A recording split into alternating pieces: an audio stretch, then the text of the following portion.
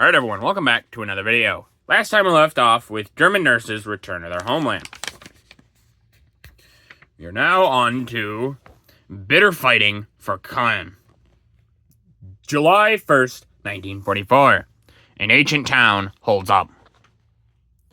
Despite the heavy attacks by British troops, the historic city of Caen, which had not fallen as July opened, and the German high command threw every bit of available armor into the battle for William the Conqueror's stepping-off place. Slowed by German counterattacks, the British, who had been holding the Germans around Caen while the Americans took the Cherbourg Peninsula, continued to advance. This RAF reconnaissance picture, taken while the fighting was at its height, shows fires burning in the town from the accurate artillery fire of the British. So you can see the smoke on the flames. And yeah, well, it may be still accurate. They're still bombing the town. So there's probably some French people getting hurt. Kind of unfortunate. But yeah, there's a lot of this hard fighting. It just kind of... It didn't really go away. And it's interesting to think that the British are getting held up here while the Americans take Cherbourg. Just an interesting thought. As the Reds return to Minsk.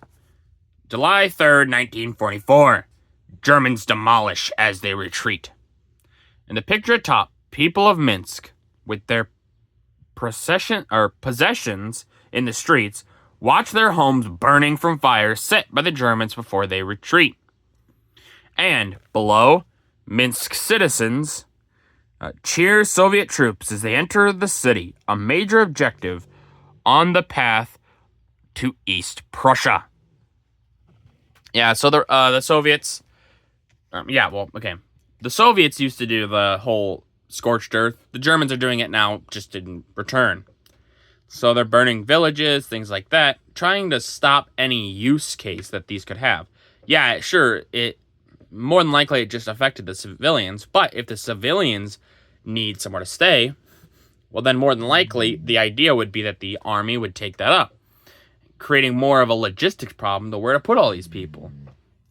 But yeah, these people are also going to be happy that the Soviets are back, even if they didn't necessarily like them from before. They like them now because they're like, well, at least we're not under Germany.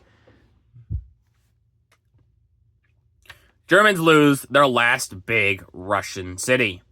July 3rd, 1944. Minsk falls. The Great Russian Counter-Blitz swept westward to Germany as the month of July opened. Highlighted by the capture of Minsk, last large Russian city in Nazi hands, here the Germans suffered a major debacle. Their troops were killed or captured by thousands. In these pictures, top, the Soviet flag goes up over the city. And below, Soviet tanks drive past the government building. Yeah, this is a big deal. Minsk falls not long after D-Day. So you can see everything's falling down.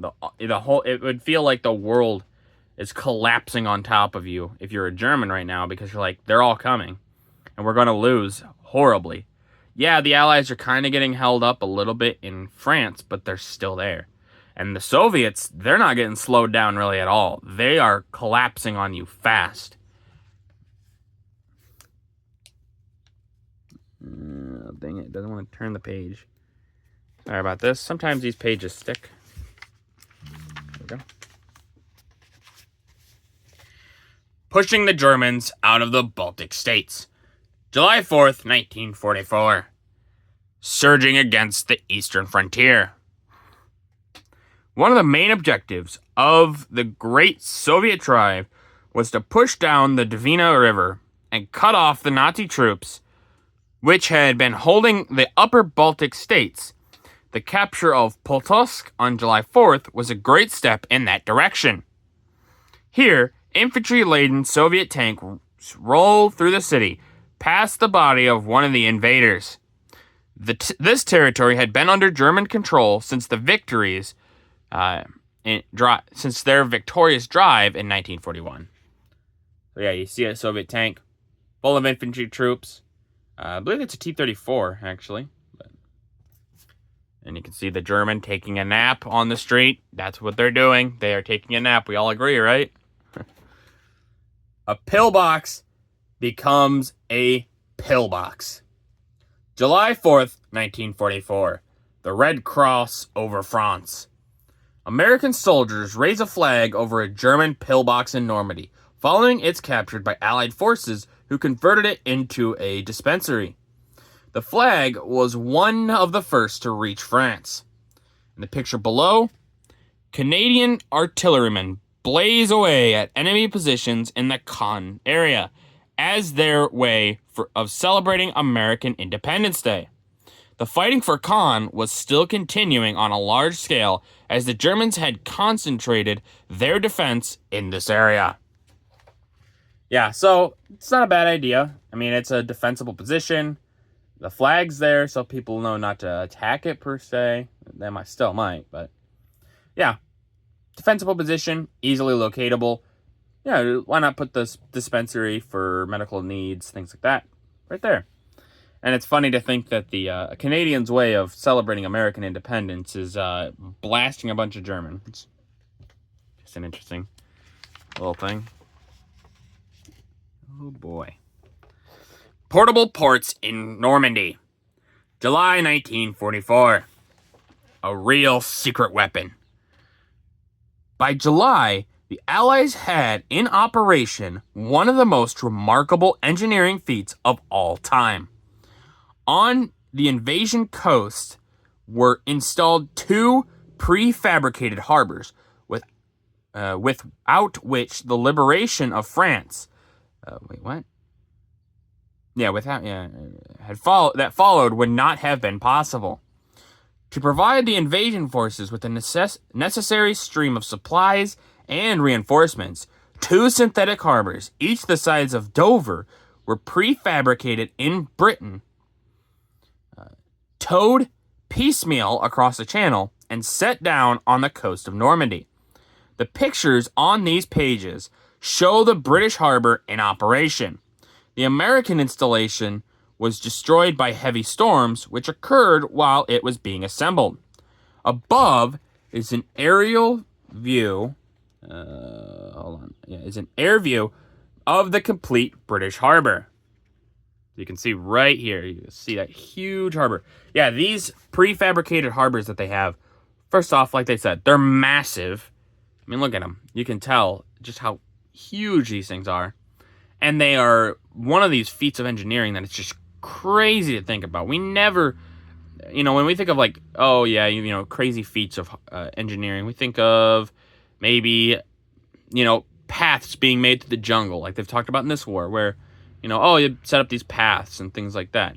Or a famous one would be the story of when Julius Caesar set up a bridge that because his enemies were across a river. I can't remember the river, and I apologize, but his enemies were across a big river. So he had his engineers build a huge bridge, cross the bridge. I think it was either they attacked and killed the enemy, or the enemy more or less ran away. They crossed the bridge again and tore it down, and that's considered a great feat. But this is a whole harbor being built and brought over here, set down. It's crazy. In the foreground are sunken concrete caissons, which provided the breakwater. Near the shore is the wharf and the long piers. Over which materials were transported ashore. At the right, so this picture right here, I believe. The right is the wharf unit, consisting of 7 special designed spud pierheads. Steel pontoons with a displacement of approximately 1,000 tons.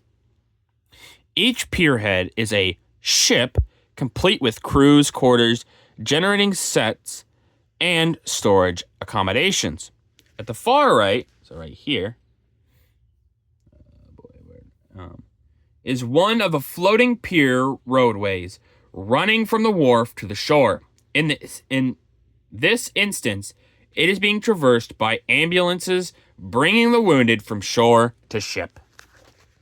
So yeah, like I said, these are crazy feats of engineering. They have these huge harbors. They had 2 of them. One got destroyed. And it's just, yeah, the liberation of France would just not have been, not possible. It would have been unlikely. At least from this part. We might have had to wait a little bit longer, but just this stuff being created sped that up tremendously. And definitely changes the face of the battle. That's for sure. But with that, that's going to do it for this video. If you guys liked the video, leave a like. If you didn't, leave a comment. Tell me what I can improve on. I always appreciate your feedback. And as always, subscribe. It really does help out the channel. Thank you.